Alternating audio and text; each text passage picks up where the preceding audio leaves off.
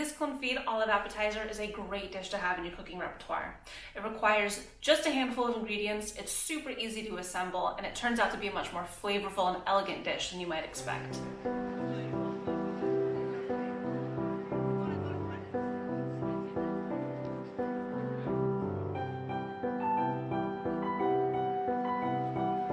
The key to this dish is that it's made using a technique called confit, which basically just means it's being slowly cooked in fat or oil or syrup.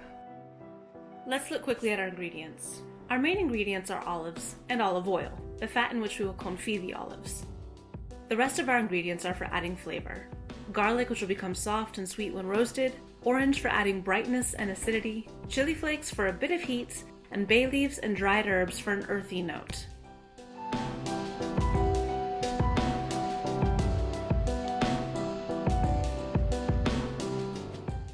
You do not need to use a high quality, expensive olive oil for this dish. In fact, I would advise against it.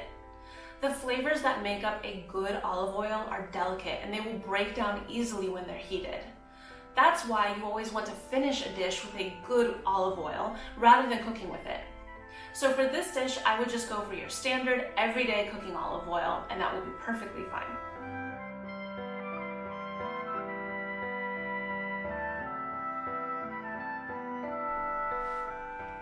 I always buy dry packed olives if possible. If you buy tinned olives, which are sitting in brine, there's no way to control how long they've been sitting on the shelf, soaking in all of the flavors of that brine and the aluminum can. The longer they sit in the brine, the longer they take on all those flavors until eventually it can overpower the flavor of the olives themselves. Dry packed olives, on the other hand, tend to be fresher because they don't last as long on the shelf. If all you can find is canned or tinned olives, that's okay. Just flush it in a couple changes of cold water and that'll help to get rid of some of that saltiness.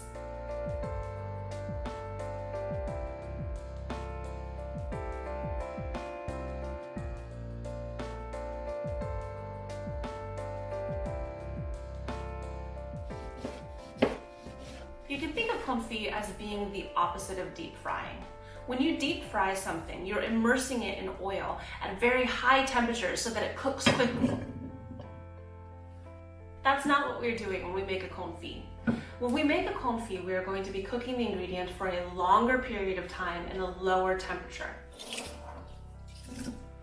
The oil is going to be hot enough that it'll be able to break down and tenderize the proteins on the outside of the ingredient. However, not so hot that it will cause the water molecules to boil and evaporate. It's also going to create an oil uptake, which is when the water on the surface of that ingredient is drawn out and replaced with oil, resulting in a silkier texture. And that silky texture is the trademark of something that has been confit.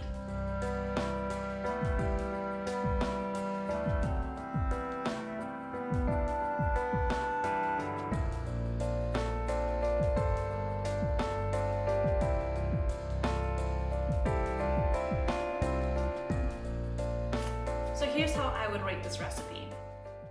These ingredients are easy to find in your standard grocery store. Where you might have some trouble is finding the dry packed olives. In Vienna, many grocery stores have a section with Middle Eastern staple ingredients like tahini and halva, etc. If you're looking, that's where you can find these types of olives. This recipe does not have any fancy or expensive ingredients, but the price is going to depend on your olives. Olives can get expensive, especially if you are buying them canned. But once again, if you look for them in a Middle Eastern market or section of your grocery store, you'll be able to find higher quality, better tasting olives for a much lower price. This recipe requires about 5 minutes of assembly. Pop it in the oven and you're done. It couldn't be easier. You can easily double or even triple this recipe or make it ahead of time. You can serve it at room temperature or reheat it before serving. The technique of confit was traditionally used to preserve foods, since the oil works to inhibit the growth of bacteria. In our case, that means this dish will keep in your refrigerator for several weeks before you need to worry about it going bad.